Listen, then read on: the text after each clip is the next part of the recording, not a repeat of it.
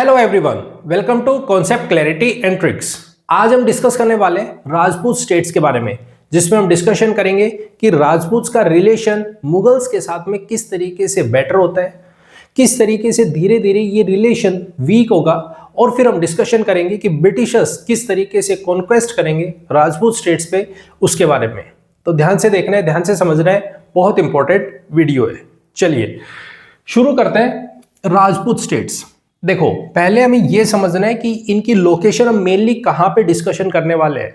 ठीक है, तो देखो हम मेनली ये जो पार्ट है वो डिस्कशन कर रहे हैं राजस्थान वाले पार्ट से। राजस्थान वाले रीजन में हमें कुछ स्टेट्स दिखाई देते हैं जो बड़े हैं, हम उनके बारे में मेंशन करते हैं। जैसे आम्बेर हो गया, जैसे हम बात करें जोधपुर हो गया, जोधपुर, मेवाड़ हो गया, मारवाड़ हो गया, इस तरीके के स्टेट्स हमें दिखाई देते हैं। ठीक है, यहां पे राजपूत प्रेजेंट है। ठीक है, इनके साथ में रिलेशन बनेंगे, कैसे बनेंगे, किन के बनेंगे, तो सेंटर में बैठेंगे मुगल्स। ठीक है, मुगल्स में हम अलग अलग रूलर देखेंगे, बाबर देखेंगे, हुमायूं देखेंगे, अकबर देखते हैं। कैसे रिलेशंस को सुधारेंगे उसको अब समझते हैं। पहले हम इनके रिलेशन को समझेंगे कि इनका पीक पॉइंट कैसे जाता है, रिलेशन सुधरते सुधरते किस तरीके से ये हाईएस्ट पीक पर जाएंगे, फिर ये डाउनफॉल की तरफ आएंगे, कैसे जाएंगे ये, उसे समझते हैं हम पहले। ठीक है, पॉइंट क्लियर है। चलो, तो सबसे पहला काम हम रूलर बाय रूलर देखेंगे। पहले हमारे पास में बाबर, पहले रूलर आए मुगल्स में बाबर। अब देखो राजपूत जो पहले से इंडिया में बैठे हैं, बाबर जो बाहर से एंट्री करने की कोशिश कर रहे हैं, तो डेफिनेट है कि इनको अपोजिशन मिलेगा कि ये राजपूत कहेंगे कि भाई कोई एक्सटर्नल पार्टी इंडिया में एंटर करने की कोशिश कर रही है, तो ऑब्वियस उसको रोको। तो हमें देखने को मिलता है कि बाबर का ऐसा कोई भी प्लानिंग थी ही नहीं, या इस तरीके का प्लान लेके नहीं आता है कि मेरे को वहां पे इंडिया में राजपूत देखने को मिलेंगे तो मैं उनके साथ में रिलेशन को बेटर करूंगा। वो इस तरीके के थॉट प्रोसेस से नहीं आ रहा है। उसका काम है इंडिया में एंटर करना, इंडिया में अपने आप को इस्टेब्लिश करना। ठीक है, तो यहां पे हमें देखने को मिलता है कि बाबर ऐसा कोई रिलेशन बनाने की कोशिश नहीं करता है या शुरुआत नहीं करता है, जबकि इसको तो अपोजिशन देखने को मिलता है, रेजिस्टेंस। अब पूछोगे रेजिस्टेंस कैसा? भाई हमने यहां पे कई तरीके की लड़ाइयां देखी है। जैसे हमने मेदिनी राय, आपने ये डिस्कशन कर लिया, हम डिस्कशन कर चुके हैं। मेदिनी राय जो कि बैटल करते हैं बाबर के साथ में, तो ये अपोजिशन कर रहे हैं एक तरीके से। तो हम ऐसा देखते हैं कि राजपूत के साथ में बाबर का कुछ ऐसा खास रिलेशन रहा नहीं। ठीक है, ऐसा ही सेम प्रोसेस हम देखते हैं, दूसरे रूलर आते हैं जिनका नाम है हुमायूं। हुमायूं, हुमायूं के टाइम पे क्या होगा, वो भी कुछ इस तरीके का रिलेशन ही बनाएगा जैसा उनके फादर ने किया था। वो भी ऐसे ही कंटिन्यू रखेंगे उसको पार्ट, क्योंकि वो खुद भाग रहे हैं। वो रिलेशन तो जब बनाएंगे जब अपने आप को स्टेब्लिश कर पाए। ठीक है, तो वो भाग रहे हैं, कभी इधर भाग रहे हैं, कभी उधर भाग रहे हैं। लेकिन इन्होंने धीरे धीरे कि भाई अगर हमें एक्सपेंशन करना है, एरिया बड़ा करना है, तो लोगों का साथ जरूर चाहिए। ठीक है, तो वो इस तरीके की पॉलिसी यहां पे लेके आते हैं। लेकिन इस्टेब्लिशमेंट यहां भी कोई नहीं होता है, या कोई ऐसा खास रिलेशन नहीं बनता है राजपूत के साथ में। ठीक है, राजपूत के रिलेशन में मेन जो चेंज आता है वो आता है अकबर के टाइम पे। मेन चेंज अकबर के टाइम पे। क्यों और कैसे? क्योंकि अकबर मेन प्लानिंग के साथ आ रहा है। ये प्लानिंग कर रहा है कि मुझे कुछ ऐसे लोगों का साथ चाहिए जो मेरे साथ मिलके काम कर सके, जो मेरे लिए लॉयल हो। ठीक है, उसके लिए इसके कुछ पॉइंट्स थे जहां से ये अपने आप को समझता है कि मेरे को राजपूत के साथ में रिलेशन बेटर करने चाहिए। ठीक है, और वो क्या थे पहले उन्हें समझते हैं। पहले हम पॉइंट्स को जानते हैं कि आखिर अकबर ऐसा क्यों सोच रहे हैं कि मेरे को इनसे रिलेशन बेटर करनी चाहिए। ठीक है, तो देखो सबसे पहला पॉइंट है कि अकबर ऐसा है जो कोशिश कर रहा है अपने आप को एक्सपेंशन करने की। अकबर का जो माइंडसेट है वो है एक्सपेंशन करना। वो चाहता है कि मुझे बड़ा बनना है, मुझे एम्पायर को बड़ा बनाना है। ठीक है, तो एम्पायर को बड़ा बनाना है तो डेफिनेट है जो भी मुझे जो मंत्रिमंडल है मेरा, उसमें ऐसे लोग होने चाहिए जो मेरे लिए लॉयल हो सके, मेरे साथ मिलके काम कर सके। ठीक है, तो इस तरीके की थॉट प्रोसेस लेके चल रहे हैं। तो उसकी नजर किन पे जाती है? ऐसे लोगों पे जो लोकल है यहाँ के, जो समझते हैं कि किस तरीके से एरिया को कैप्चर किया जाता है, किस तरीके से हैंडल किया जाता है। उनको मेरे पास में आना चाहिए, मेरे साथ में मिला के काम करना चाहिए। दूसरा इसका प्रोसेस है कि अगर मेरे को लोगों को या मैं राजपूत के साथ में रिलेशन बनाना चाहूं, तो उसके लिए 3 तरीके के स्टेप्स लेता है। 3 स्टेप्स कि लोगों को मेरे फेवर में करना है या राजपूत को मेरे कंट्रोल में लेके आना है। क्योंकि देखो, आप अगर किसी को भी अपने साथ इंक्लूड करना चाहते हैं, तो उसके साथ ऑब्वियस है कि आपको कुछ ऐसे स्टेप्स लेने पड़ेंगे जिससे वो आपके कंट्रोल में आ जाए, आपके फेवर में आए। ठीक है, तो यहां से अकबर क्या डिसाइड करता है कि मुझे कुछ ऐसे काम करने चाहिए। पहला, इसने अनाउंस करवा दिया कि भाई देखो, मैं चाहता हूं कि किसी के साथ भी ऐसी किसी तरीके की हरकत ना की जाए या मारपीट ना की जाए जिससे लोगों में मेरी नेगेटिव इमेज हो। तो इन्होंने बोला कि देखो, पहली चीज है कि आप अपने आप मर्जी से इटसेल्फ, ठीक है, मेरी सोवरेनिटी को एक्सेप्ट कर लो। सोवरेनिटी एक्सेप्ट कर लो, आप मेरे को सोवरेन मान लो और मेरे अंडर आ जाओ। ठीक है, तो अब ऐसे कुछ तो होंगे जो ये चाहेंगे कि भाई आपने आप क्यों फालतू में जबरदस्ती किसी के साथ लड़ाई की, और अकबर के साथ में लड़ाई की। ठीक है, क्योंकि ये बहुत ही पावरफुल, और एक तरीके से हम ये देखते हैं कि एक तरीके का शक्तिशाली रूलर हुआ है। ठीक है, तो इसने कहा कि अगर यदि कोई ऐसा बंदा है जो चाहे कि अपने आप अपनी मर्जी से सोवरेन बनना चाहता है, तो आ जाओ, मुझे कोई एतराज नहीं है। दूसरा, मैं चाहता हूं कि आपके साथ में मैट्रिमोनियल अलायंस हो। ये भी हम डिस्कशन कर चुके हैं, मैट्रिमोनियल अलायंस। ठीक है, ताकि हम आपके साथ में एक तरीके से रिलेटिव बन जाए। हमने ये देखा कि अगर मान लो सपोज करो कोई राजा किसी दूसरे राजा के साथ में अपने रिलेशन बेटर करना चाहता है, तो या तो वो खुद अपनी शादी कर लेता है, या अपने बच्चों की, अपने बेटे की, अपनी बेटी की शादी उनके वहां कर लेता है, या उनके यहां से शादी करके ले आता है। इससे क्या होगा, वो एक दूसरे के रिलेटिव बन जाएंगे, तो एक दूसरे का फेवर करना शुरू कर देते हैं। तीसरा, अगर कोई ऐसा है जो ये कहे नहीं, हम नहीं मान रहे आपकी बातें, हम आपका अपोज करते हैं, तो फिर उनको बाय फोर्स अपने कंट्रोल में लाया जाए। ठीक है, पॉइंट क्लियर है? तो इस तरीके के स्टेप्स वो लेने की कोशिश करेगा और कहेगा कि आपके सामने चॉइस है, आप इनमें से कौन सा स्टेप लेना चाहते हो। ठीक है, तो कुछ स्टेट्स ऐसे होंगे जो इनका अपोज करेंगे। जैसे हम देखेंगे कि यहां पे मेवाड़ ऐसा होगा जो ये कहेगा कि मैं कभी भी, एक तरीके से आप अपने गुलाम भी बनाना चाहते हो, अपने फेवर में करके हमें गुलाम बनाना चाह रहे हो। ठीक है, तो हम कभी भी आपके साथ में नहीं आएंगे। हम यहां देखेंगे मैट्रिमोनियल अलायंस में आमेर होगा जो यहां पे चला जाएगा कि ठीक है भाई, हम आते हैं, आपको एक्सेप्ट करते हैं एज ए हमारा रूलर।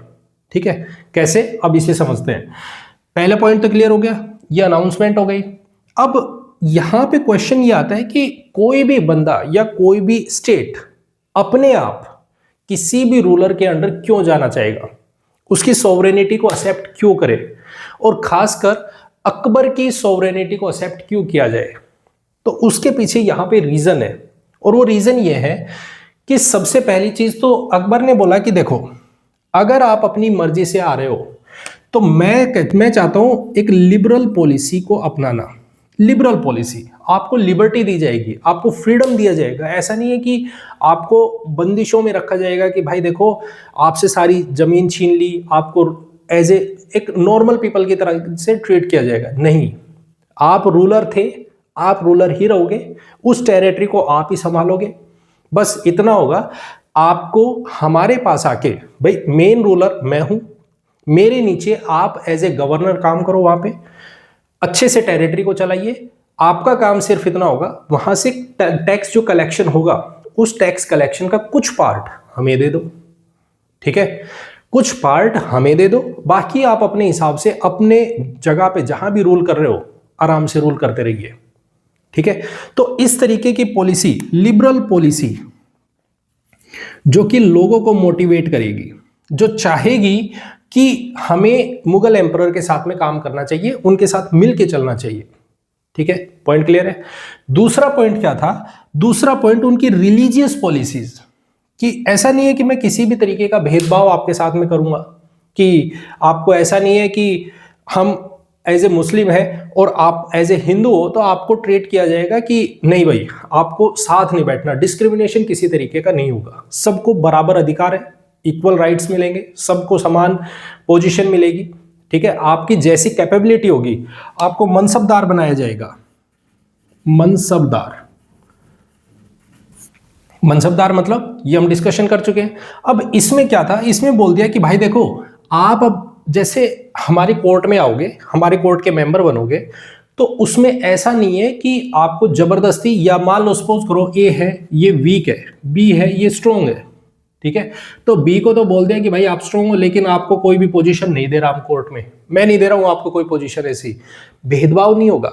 अगर आप स्ट्रोंग हो तो आपको आपकी कैपेबिलिटी के हिसाब से, आप में अगर कैपेबिलिटी है कि ज्यादा मनसबदारों की, आपको बड़ा एरिया बड़ी टेरिटरी हैंडल करने की, तो आपको वैसा ही ट्रीट किया जाएगा। आप अगर 10,000 मनसबदार रखने के कैपेबल हो तो आपको वो दिया जाएगा। अगर आप उतने कैपेबल नहीं हो, आप वीक हो, जैसी आपकी कैपेबिलिटी होगी आपको उसी तरीके का पद भी दिया जाएगा हमारे कोर्ट में। पॉइंट क्लियर है? तो इस तरीके की कुछ पॉलिसीज यहां पे अकबर की देखी जाती है और उसके बेसिस पे हम कहते हैं कि ठीक है, इनके रिलेशंस में यहां पे लोग एक्सेप्ट करते हैं अपनी सोवरेनिटी को कि रूलर हमारा होगा कौन? मुगल एम्परर अकबर वाला। ठीक है, तो अपने आप यहां पे एक्सेप्ट करना शुरू करेंगे, लोग यहां पे आना शुरू करेंगे। यहां पे क्या होता है कि अकबर क्या करता है, जो भी इनके कोर्ट में आते हैं तो यहां पे जागीर दी जाती है। जागीर, जागीर मतलब यहां पे 3 तरीके की जागीर दी जाती थी। एक होती थी जिसको हम बोलते थे वतन जागीर, वतन जागीर। एक होती थी जिसको हम बोलते थे तनख्वाह, तनख्वाह। ठीक है, वतन जागीर क्या होती थी कि जिसमें यह बोला जाता था कि भाई देखो आपको एक लैंड दी जा रही है, वहां से जो भी रिवेन्यू आ रहा है वो रिवेन्यू आपका, ठीक है, वहां से कलेक्शन कीजिए। मतलब एक तरीके का ये परमानेंट जागीर है, परमानेंट, परमानेंट। ठीक है, दूसरा है हमारे पास में तनख्वाह। तनख्वाह में क्या होता है कि आपको कैश दिया जाएगा, अमाउंट दी जाएगी कि भाई आपको इतने रुपए दी जा रहे हैं। ये परमानेंट नहीं है, आप जब तक काम करोगे, जैसे एक तरीके से सैलरी लगा लीजिए, कोई किसी जगह पे जॉब करने जा रहा है तो जब तक वो बंदा वहां पे जॉब करेगा, काम करेगा, तब तक तो ठीक है। उसके बाद में उसको बोला जाएगा भाई अब आपका टाइम खत्म हो गया, पीरियड खत्म हो गया, तो आप जाइए, अब आपको तनख्वाह नहीं मिलेगी। एक होती थी मशरूफ करके, मशरूफ। तो इनको आपको समझना है वतन जागीर। तो जो भी यहां पे अकबर के कोर्ट में अपनी मर्जी से आ रहे हैं तो उनको वतन जागीर दी जा रही है, उनकी कैपेबिलिटी के हिसाब से दिया जा रहा है। अगर वो अच्छे हैं तो उनको ज्यादा जागीर दी जा रही है, वीक है तो उनको थोड़ा कम दिया जा रहा है। ठीक है, पॉइंट क्लियर है? इस तरीके के स्टेप्स हमें यहां पे देखने को और जानने को मिलते हैं। अब हम एक पॉइंट समझते हैं मेवाड़ के बारे में।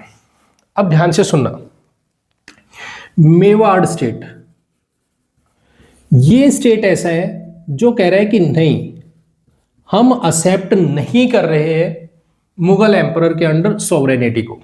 हम नहीं चाहते कि मुगल एम्परर के अंडर जाएं और हम काम करें। अब वो क्यों? वो कहते हैं कि हम, इसका मतलब हो गया एक तरीके से गुलाम हो गए। ठीक है, यहां पे इस टाइम पर यहां पे बैठे हैं राणा उदय सिंह, राणा उदय सिंह, जो कह रहे हैं कि हम काम करेंगे इंडिपेंडेंटली, अपोज करेंगे अगर यदि यहां पे आके किसी ने भी हमारे साथ जोर जबरदस्ती या किसी ने फोर्सफुली हमें कैप्चर करने की कोशिश की तो हम उनका अपोज करेंगे और मुंह तोड़ जवाब देंगे।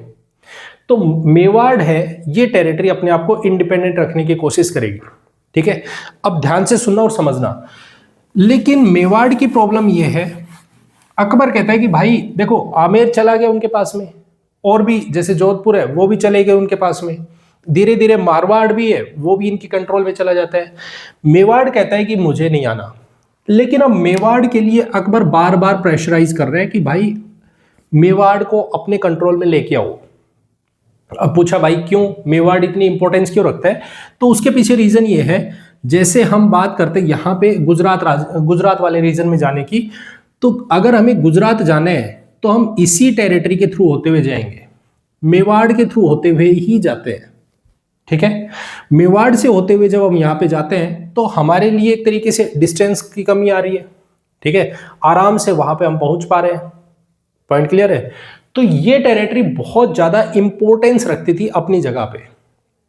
ठीक है, ये आना नहीं चाहते, अकबर इसको अपने अंडर लेना चाहते हैं। इसी वजह से मेवाड़ में यहां पर दूसरे, जब राणा उदय सिंह चले गए तो इनके बाद में इसके बेटे आते हैं, राणा प्रताप आते हैं, जिनको हम महाराणा प्रताप के नाम से जानते हैं, राजा राणा सिंह। ठीक है, तो इनके साथ में एक युद्ध होता है, बैटल होती है, जिसको हम बोलते हैं हल्दी घाटी युद्ध, हल्दी घाटी, बैटल ऑफ हल्दी घाटी। इसमें भी ये पूरी तरीके से कैप्चर नहीं कर पाते। मतलब हम ये समझते हैं या ये जानने की कोशिश करें कि मेवाड़ रीजन मुगल्स के कंट्रोल में, और मुगल्स के कंट्रोल में भी अकबर के टाइम पे किसी भी तरीके से इन्फ्लुएंस में नहीं आता है। ठीक है, वो इंडिपेंडेंट रहता है, वो रेजिस्टेंस करता है लगातार। पॉइंट क्लियर है? पॉइंट क्लियर एकदम? ठीक है, तो इस तरीके की पॉलिसी हम देखते हैं अकबर के टाइम पे। मेवाड़ को छोड़ के बाकी सारे के सारे लगभग अकबर के पार्ट बने हुए थे और अकबर को as a central ruler accept किया हुआ था। ठीक है, पॉइंट क्लियर है? इनके बाद आते हैं जहांगीर।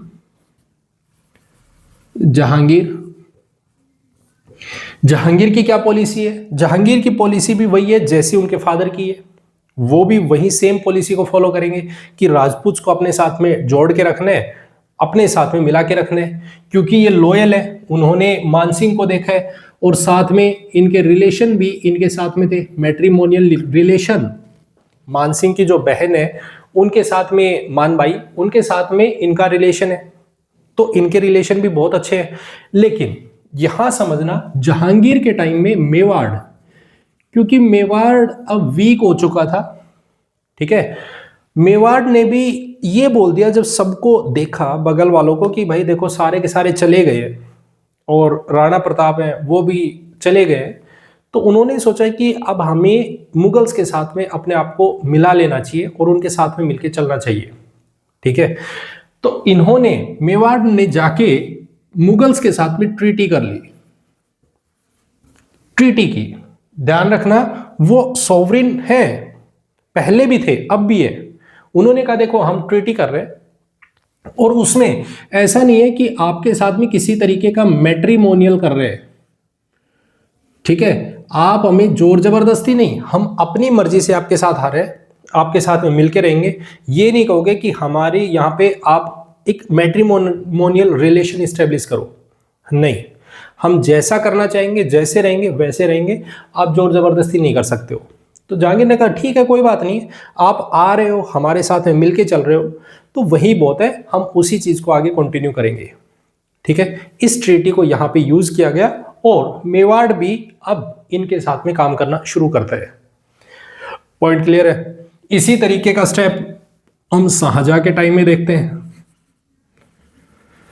शाहजहां ने भी इस तरीके का ही रिलेशन यहाँ पे चलाया राजपूत के साथ में, ठीक है जैसा फादर ने किया वैसे रिलेशन हम आगे कंटिन्यू करेंगे, चलता रहता है। शाहजहां के बाद आते हैं औरंगजेब, और औरंगजेब के बाद में ये सारी की सारी कहानी, जो भी कहानी है वो पूरे की पूरी कहानी बदल जाती है। और उसके पीछे रीजन है औरंगजेब की पॉलिसीज। औरंगजेब की पॉलिसीज का मतलब क्या हुआ? मतलब पहली चीज तो ये कि ये कट्टर मुस्लिम है। पहली पॉलिसी जो सबसे ज्यादा इफेक्टिव है इसकी, वो ये है कि इसका कट्टर मुस्लिम होना, हर चीज में मुस्लिम रिलीजन को थोपना, कन्वर्ट करना, जजिया टैक्स को इंपोज करना, ठीक है, तीर्थ टैक्स लेना, वो चीजें औरंगजेब की जो सबसे ज्यादा इफेक्टिव है। पहली चीज तो उसका रिलीजन, दूसरी पॉलिसी ट्रस्ट ना होना, लैक ऑफ ट्रस्ट, कि उसे भरोसा ही नहीं है कि जो राजपूत्स उनके दादा परदादा या उनके टाइम में, ग्रैंड पेरेंट्स के टाइम में जो उनके लॉयल हुआ करते थे, ये उन पे ट्रस्ट ही नहीं करते। कि अगर मैंने इनको कोर्ट में बिठाया तो ये कल को मेरे साथ में बैक पेचिंग कर सकते हैं। तो इन्होंने क्या किया, देखो अगर मान लो सपोज करो मैं आपसे ये कह दूं, आप जिस जगह पे पैदा हुए हो, आप जिस टेरिटरी में रह रहे हो, आपको उसकी नॉलेज सबसे ज्यादा होगी, ठीक है। लेकिन मान लो सपोज करो आपको कोई उठाए और उठा के आपको कह दे नहीं यहां नहीं, आपको तो बाहर रहना है, वहां जाओ वहां काम करो। आपको पता है वहां का माहौल ही नहीं पता, आपको एनवायरनमेंट ही नहीं पता कि कैसा एनवायरनमेंट है, किस तरीके से आप रहोगे, वहां लोग कैसे रह रहे हैं, आपको समझने में बहुत सारा टाइम लग जाएगा। क्योंकि इसको ट्रस्ट नहीं था, इसको ये था कि अगर मैंने इनको यहीं रखा तो ये मेरे ही अगेंस्ट रिवोल्ट करेंगे। इसने इस तरीके की पॉलिसीज को यूज किया कि जो भी लोग यहाँ पे बैठे हुए, जो राजपूत यहाँ पे बैठे हुए, जो अपनी टेरिटरी को कंट्रोल करके बैठे हैं, इनको उठाओ और बाहर फेंकना शुरू कर दो। कुछ राजपूत को इन्होंने डेक्कन में अपॉइंट करना शुरू कर दिया, कुछ को इन्होंने नॉर्थ वेस्ट अफगान वाले रीजन में भेजना शुरू कर दिया कि आप तो वहां जाइए, वहां के गवर्नर बनिए, वहां को हैंडल कीजिए, उसको संभालिए। अब कब तक ये चीजें चलेंगी, कैसे एक्सेप्ट करेंगे ये लोग, ठीक है। तो इस तरीके की पॉलिसीज आती है जहां से हमें देखने को मिलता है कि ये धीरे धीरे इनसे अलग होने की शुरुआत करेंगे कि भाई हमें अलग होना चाहिए। इसी वजह से हम देखते हैं कि इसका बेटा अकबर टू, जो कि भेजा जाता है कि जाओ राजपूत को सप्रेस करो, ठीक है। इनको यह बोला गया था कि जाओ राजपूत को सप्रेस कीजिए। बाद में जाके देखा कि राजपूत के साथ में मिलके ये खुद औरंगजेब के अगेंस्ट रिवोल्ट कर देते हैं, ठीक है। जब हमने औरंगजेब पढ़ा तो उसमें हमने डिस्कशन किया इनके बारे में। पॉइंट क्लियर है। तो इस तरीके से हम देखते हैं कि औरंगजेब की पॉलिसीज पूरी तरीके से अपोजिट है राजपूत के अगेंस्ट। अब ये चीजें कब तक चलेंगी, जब तक ठीक है आप रूलर हो, आप जब तक स्ट्रांग हो तब तक तो ठीक है। जैसे ही आप वीक होगे, डाउनफॉल होगा आपका, उसके बाद ये अपने आप को फ्री करने की कोशिश करेंगे, ठीक है। अगर हम देखें अकबर की पॉलिसीज और औरंगजेब की पॉलिसीज, तो दोनों एक दूसरे के अपोजिट हैं। यहां पे पॉलिसीज बहुत अच्छी हैं, उनको लॉयल रखा गया, उनको टेरिटरी दी गई, उनको मनसबदार बनाया गया, ठीक है। और यहां पे उनके ट्रस्ट के अगेंस्ट सारे काम हो रहे हैं, उन पे ट्रस्ट ही नहीं हो रहा है कि आप ऐसा काम कर सकते हो। तो यहां पे बहुत ही बैड पॉलिसीज हमें देखने को मिलती है। और इसी वजह से हम देखते हैं कि औरंगजेब के टाइम पे राजपूत का जो रिलेशन है मुगल्स के साथ में, वो डाउनफॉल की तरफ जाना शुरू कर देगा। पॉइंट क्लियर, पॉइंट क्लियर है। तो जैसे ये डाउनफॉल की तरफ जाना शुरू करेगा, तो इसी चीज से हम समझते हैं अब आगे 1707 ये वो टाइम पीरियड है, अब ध्यान से समझना और सुनना। 1707 ये वो टाइम पीरियड है जब मुगल्स में औरंगजेब की हो रही है डेथ। 1707 औरंगजेब की डेथ हो रही है, ठीक है। पॉइंट क्लियर है। उधर राजपूत की बात करते हैं, तो राजपूत में अगर मैं बात करूं जोधपुर हो गया, जहां पे राजा अजीत सिंह करके बैठे हुए हैं, ठीक है। अगर मैं बात करता हूं जयपुर, यहां पे राजा जयसिंह बैठे हैं, इनकी हेल्प कर रहे दुर्गादास, ठीक है, जो कि मेवाड़ वाले रीजन में हुआ करते थे रूलर, उनके बेटे हैं, ठीक है। तो अजीत सिंह जसवंत सिंह के बेटे हुआ करते थे। तो ये इस तरीके से हम देखते हैं कि ये लोग धीरे धीरे, क्योंकि इन्होंने क्या किया कि भाई मुगल्स जो लोग कल तक हमारे अच्छे रिलेटिव हुआ करते थे, हमारे अच्छे दोस्त हुआ करते थे, जिनके हम कोर्ट में अपनी बिना झिझक की बातें रख सकते थे, आज औरंगजेब ने पूरी तरीके से हमारे सिस्टम को बदल दिया है, ठीक है। तो इन्होंने क्या करना शुरू कर दिया, एंटी मुगल लीग कह लो या अलायंस कह लो, एक तरीके से कुछ भी कह सकते हो, एंटी मुगल्स लीग इन्होंने क्रिएट करना शुरू कर दिया, बनाना शुरू कर दिया कि भाई देखो अब हम इनको पूरी तरीके से हटाएंगे यहां से। अगर हमें किसी भी तरीके का ये सिस्टम मिलता है तो हम इनको अपोज करेंगे, रजिस्ट करने की शुरुआत करेंगे। दूसरी तरफ इसी टाइम पीरियड में लेटर मुगल्स देखते हैं, लेटर मुगल्स, और ये ऑलरेडी वीक रूलर्स आ रहे हैं, ये तो वीक ही है, इनके अंदर तो इतनी स्ट्रांगनेस थी नहीं जो औरंगजेब के टाइम तक हुई है, ये तो बहुत वीक है। इनको तो अपॉइंट करवाने वाले आ रहे हैं, ठीक है। तो इस तरीके का प्रोसेस हम यहां पे देखते हैं। अब क्या होगा, क्योंकि मुगल्स ये वीक होते जा रहे हैं, इनका डाउनफॉल है, और ये अपने आप को नया क्रिएट करने की कोशिश करेंगे, शुरुआत करेंगे, ठीक है। तो हम देखेंगे कि यहां पे 1713 इस पीरियड तक आते आते जहांदार शाह ने सोचा कि भाई देखो, एक जो ऐसे रूलर हुआ करते थे जो हमारे लिए लॉयल थे, हमारे साथ काम करते थे, आज वो धीरे धीरे टूट रहे हैं। अगर यदि ये टूटते हुए चले गए तो हमें पीछे से जो सपोर्ट मिल रहा है, जो सपोर्ट करने वाले हैं, वो धीरे धीरे खत्म हो जाएंगे। तो हमें ऐसा नहीं होने देना है, हमें इनको रोक के रखना है, ठीक है। तो यहां पे जहांदार शाह कुछ इस तरीके की पॉलिसीज करता है कि भाई ठीक है, कोई बात नहीं है, आप टेंशन मत लो, आप हमारे यहाँ पे मनसबदार थे, मनसबदार हो और मनसबदार रहोगे। क्यों? क्योंकि इसको पता था कि अगर ये चले गए तो हमें सपोर्ट करने वाला पूरी तरीके से चला जाएगा, हमें सपोर्ट मिलते रहेगा। क्यों? क्योंकि इस टाइम पे मराठास निकल के आ रहे हैं, आगरा जो कि धीरे धीरे यहां पे जाट धीरे धीरे अपने आप को निकाल के ला रहे हैं। तो इनके दिमाग में अब ये चीज चल रही है कि भाई ये जो जाट है, जो आगरा वाले रीजन को, मथुरा वाले रीजन को, उस टेरिटरी को हमारे हाथों से धीरे धीरे छीनते हुए ले जा रहे हैं। मराठाज है वो भी स्ट्रांग होते हुए आ रहे हैं। तो इनसे हमें बचाएगा कौन? आज अगर यदि ये लोग चले गए, जो हमारे बिल्कुल साथ खड़े होते थे, अगर ये चले गए तो फिर हमें संभालेगा कौन? पॉइंट क्लियर है? पॉइंट क्लियर है? तो इस तरीके के थॉट प्रोसेस से जहांदार शाह यहां पे चलना शुरू करते हैं। तो उन्होंने कहा भाई देखो, कोई बात नहीं है, कर गए वो कर गए, लेकिन अब आपको ध्यान रखना है, आप हमारे साथ में मिलो, हमारे कोर्ट में बैठो, हमारे साथ काम करो। Point clear? तो इन्होंने यहाँ पे इनको रोकने की कोशिश की। चलो ठीक है, बोले कोई बात नहीं है, हम आपके साथ में काम कर रहे हैं, रहेंगे मिलके। उसके बाद ऐसा ही कुछ हमें फर्रुख सियार के टाइम में देखने को मिलते हैं। फर्रुख सियार आता है, वो भी कुछ ऐसा ही काम करता है कि भाई आपको मनसब बनाते हैं, आप हमारे साथ मिलके काम करो। अब ये सारी चीजें धीरे धीरे कौन देख रहे हैं?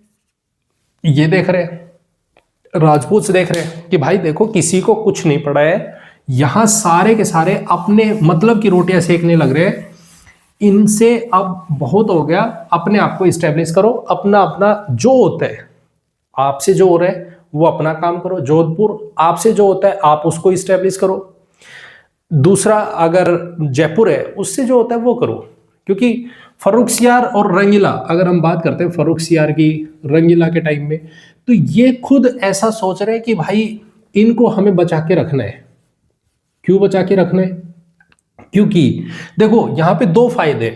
पहली चीज तो ये, अगर हमने राजपूत को बचा के रखा, जो कि हमारे फेवर की बात करेंगे, तो फेवर की बात करेंगे, तो जो मराठास इस टाइम में उभर के आ रहे हैं, स्ट्रोंग हो रहे हैं। क्योंकि देखो, ये रूलर जब अपने आप को स्ट्रोंग फील करेंगे तो ये चाहेंगे कि हमारा एक्सपेंशन हो। एक्सपेंशन में एक तरफ मराठा आएंगे, दूसरी तरफ उनको अपोज करते हुए ये आएंगे, तो ये आपस में लड़ाई करेंगे। दूसरी चीज, जाट जो निकल रहे हैं तो इनके बीच में आपस में लड़ाई होगी। तो हमारे लिए तो बैठे बैठे फायदा है ना, कि जो रूलर निकलने की कोशिश कर रहा है, स्ट्रांग होने की कोशिश कर रहा है, वो आपस में कट कट के मर जाएंगे। दूसरी चीज, अगर यदि मान लो सपोज करो गलती से ये इनके साथ में, बाहर वालों के साथ में ना लड़े, तो क्योंकि अगर इनके बीच में एक्सपेंशन का माइंडसेट है, तो हम इनके अंदर एक्सपेंशन का माइंडसेट भरेंगे, जिससे ये इंटरनल का मतलब हो गया कि ये राजपूत जयपुर, जोधपुर के साथ में, दूसरे रूलर्स के साथ में, मेवाड़ वाले रूलर के साथ में आपस में लड़ना शुरू कर देंगे, तो ये आपस में वीक हो जाएंगे, हम बैठ के सिर्फ मजे लेंगे। पॉइंट क्लियर है? तो इस तरीके का थॉट प्रोसेस ये सोच रहे हैं कि हम ऐसा करते हैं, इनको बस अपने हाथ में रखते, आपस में लड़ने के लिए छोड़ दो। ये सारी की सारी कहानी इन राजपूत को समझ आ जाती है कि भाई एक्चुअल में ये लोग ऐसा चाह रहे हैं, हमें अपना अपना काम करना चाहिए, अपने हिसाब से करना चाहिए। हम कब तक दूसरा जैसा चलाएगा हम वैसे चलते रहेंगे, हमें खुद से अपनी एस्टेब्लिशमेंट शो करनी है। पॉइंट क्लियर है? तो यहां से जोधपुर वो कहता है आप अपना करो, जयपुर कहता है वो आप अपना कीजिए, ठीक है। तो ये अपने आप को धीरे धीरे इस्टेब्लिशमेंट करना शुरू करते हैं और अपने आप को हम ये कहें एक्सपेंड करेंगे। तो जोधपुर जो कि नागौर वाला रीजन होगा उसको अपनी टेरिटरी में इंक्लूड कर लेगा, नागौर को। वैसे हम देखेंगे जयपुर, ये जो कोटा वाला रीजन है, बूंदी है, ठीक है, राजस्थान में ये आपको नाम सुनने को मिलेंगे। ये सारी टेरिटरीज धीरे धीरे अपने कंट्रोल में लेके आएंगे और अपने हिसाब से काम करना शुरू करेंगे, ठीक है। जयपुर में राजा जयसिंह होगा जो इसको इस्टेब्लिश करेगा, राजा जयसिंह। इसने यहाँ पे बहुत अच्छे काम किए, इसने आर्किटेक्चर में काम किया, काफ़ी अच्छा आर्किटेक्चर इस्टेब्लिश करवाए, साइंटिफिक लॉजिक पे काम करवाए, जहाँ पे हम जंतर मंतर देखते हैं, जंतर मंतर इनको इस्टेब्लिश करवाया। यहाँ पे हम देखेंगे इन्होंने जयपुर में इस तरीके से काम करवाया कि जो भी जैसे डॉवरी होते हैं, ठीक है, कि लड़कियों की जो शादियां होती है तो उसमें खर्चा होता है, बहुत ज़्यादा खर्चा होता है। तो इन्होंने बोला कि देखो भाई आप शादी कर रहे हो लेकिन इस तरीके का ना हो कि बहुत ही ज़्यादा आगे लड़की वालों पे इतना ज़्यादा बोझ बन जाए कि वो सहन ही ना कर पाए, खर्चा कम करो, बंद कीजिए। ऐसा एक दूसरे के ऊपर शो करने की कोशिश मत करो कि मैं उससे ज़्यादा करके दूं, ठीक है। जितना होता है जैसा होता है आप वैसा कीजिए, जबरदस्ती करने की कोशिश मत करो। पॉइंट क्लियर है? तो इस तरीके से जयसिंह ने, जो राजा जयसिंह है, उन्होंने जयपुर की एस्टेब्लिशमेंट की और इसको आगे लेके गए। Point clear? 1740s आता है, 1760s आते हैं, मराठास धीरे धीरे वीक हो रहे हैं।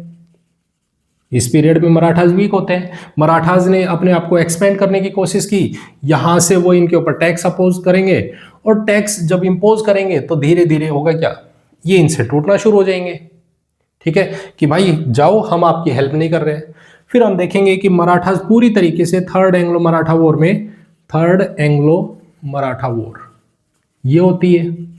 और थर्ड एंग्लो मराठा वॉर में होता क्या है कि पूरी तरीके से मराठास डिस्ट्रॉय हो जाते हैं, मराठा खत्म। जैसे मराठा खत्म, क्योंकि मराठा ही थे जो स्ट्रॉन्ग पावर की तरीके से निकल के आए हैं, ठीक है। क्या हो रहा है, मराठा जो कि पूरी तरीके से एक स्ट्रॉन्ग पावर की फॉर्म में निकल के आए थे और वो अपने आप को इस्टेब्लिशमेंट करके बैठे हैं, ठीक है।